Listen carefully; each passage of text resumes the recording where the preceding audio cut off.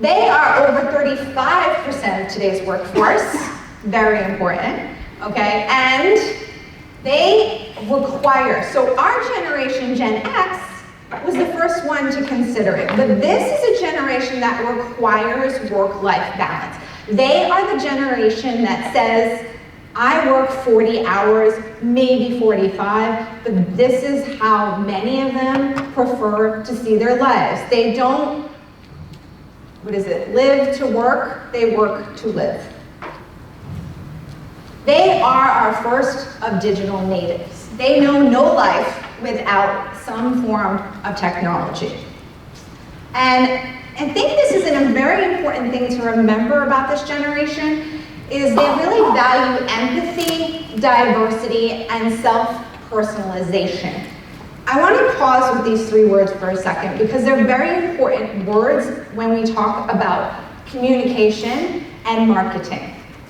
One thing that I know that not enough people pay attention to is diversity in their marketing. I often understand that in certain areas of the country, it's not a very diverse group, but yet it is a generation that really notices when there isn't diversity. So I think it's important to look for things like that. The next thing that's really important here is that self-personalization. This is the first generation that grew up with social media. So it's what? Do you remember, does anybody remember the cover of Time, where it was the mirror and it was the me generation?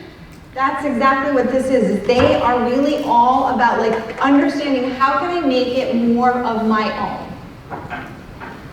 Privacy for them is totally different. They don't see it quite the same way. As you can see, they're comfortable with sharing their personal data, but they want to do it for more value. Funny story, I was in a cheese shop, and I asked the woman who owned the shop, I said, when she was checking out, I said, well, if I give you my information, next time I come in, will you be able to tell me what cheeses I bought? And she's like, oh no, we don't track people's information. And I was like, but I want to be tracked. I want to know. I'm not going to remember. Now, I just told you I'm Generation X, but this is more of a Generation Y mentality. But as you can see, now we're also looking at it from the point of view of it's frictionless. And if you've not heard this term in marketing, when you make things frictionless, so because of adding value, people will give you their information. And I bring this up front because I find that when we are certain generations, we think we're the only ones that act this way, and we have to remember that other generations are willing to give information and want to give you information if you're going to give them something of value.